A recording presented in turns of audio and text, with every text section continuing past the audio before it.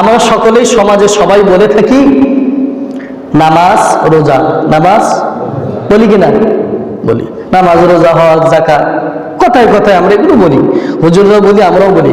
কিন্তু কোরআনের একটি আয়াতে কোথাও নামাজের পরে সিয়ামের কোনো কথা আল্লাহ পাক বলেন কোথাও নেই।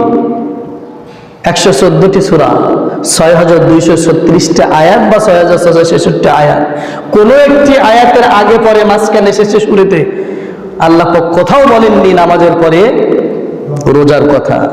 কিন্তু যতবার আল্লাহ পাক নামাজের কথা বলেছেন তত জায়গায় আল্লাহ পাক যাকাতের কথা বলেছেন। সুবহানাল্লাহ। যে সমাজে যাকাত থাকে সেই সমাজে দরিদ্র অসহায় মানুষ থাকে না। এই জন্য নামাজের পরে আল্লাহ পাক রেখেছেন কোনটাকে? যাকাতটাকে।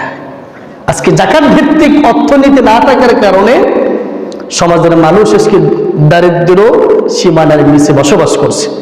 54 বছর হয়ে যাচ্ছে, এরপরও মানুষের অভাব অনটন, মানে ঋণগ্রস্ত মানুষ তার পরিবার থেকে বেরিয়ে আসতে পারতেছে না। ঠিক কিনা বলেন?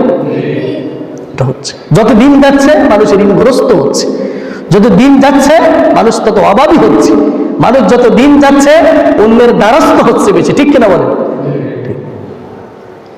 ইসলাম সেটা বলে না। এই জন্য আল্লাহ পাক যতবার নামাজের কথা বলেছেন ততবারই যাকাতের কথা বলেছেন।